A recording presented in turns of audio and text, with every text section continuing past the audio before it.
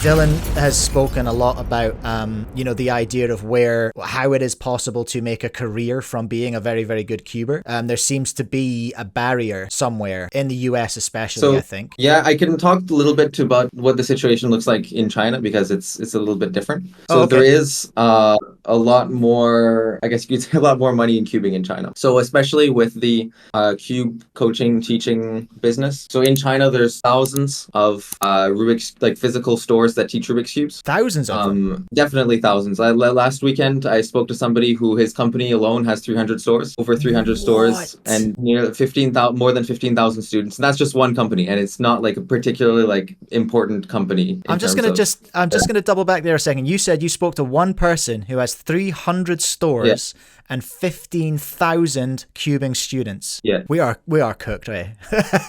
Yeah.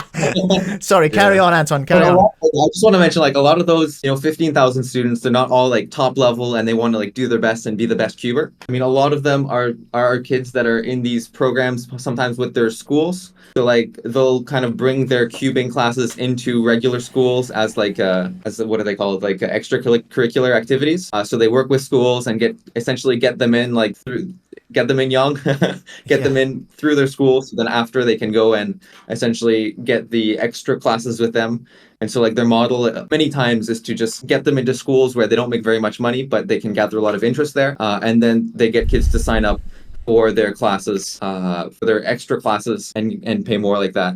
So there's a much bigger scene for that. And if we have time later, I can talk maybe a bit more about the reasons for why it is the way it is. But anyways, that's how it is now. And there are lots of that type of competitions that are organized by these cube schools. In fact, even right now, I think over 90% of WCA competitions are organized by companies in China. There are not many competitions, and one of the reasons why there are not that many WCA competitions is because a lot of those schools have realized that it's not necessary to have a WCA competition to have a competition, and it just adds a lot of hassle to them, and they like to do it in their own format and without having to arrange with a WCA delegate and having to defer all of that, all of those responsibilities, all of those rules and everything to the WCA delegate. They want to be able to control everything themselves, and so they just make their own unofficial competitions. Yeah, you see on the WCA, there's probably only like one competition a week max in all of China, but I'm sure that there's dozens every week of these unofficial competitions, if not hundreds. That's where was I going? Oh yeah, and so because of that, they have a lot of resources to put into it, and also they often work with local governments as well. Yeah, I've seen a lot of funding from local authorities going into competitions. Yeah, like last year I went to a competition that I think they said they had like hundreds of thousands of dollars in funding from the local government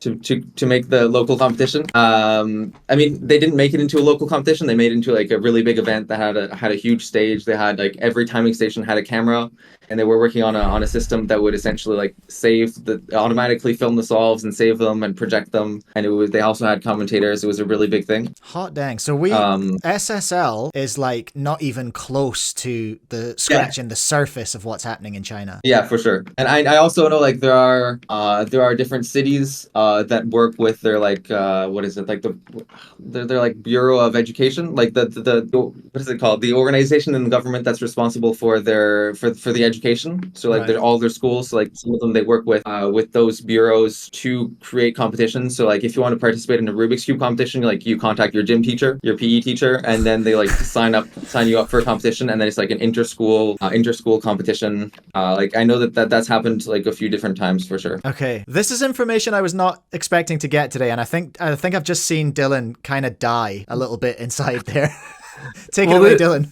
I think it's interesting because this is essentially what SpeedStacks did in the US. Like SpeedStacks got in as like an extracurricular activity in PE. Did it? So that's just what cubing did in China, which is crazy to think about. But like, yeah, that's absurd. I mean, it definitely makes sense why China has so many good prospects, just because they have a huge population, and then the amount of people that are even interested in it. Like, of course, a few of them are gonna hit big. Like, they're just gonna get goated. Like, there's just numbers. It's just gonna happen that way. Yeah, that's wild. It's just a numbers game. Yeah, I've just seen someone, Q Pianist in the chat, saying they Googled a bunch of schools in China. And there are schools in China where cubing is part of the curriculum. Like, there's your problem, all right?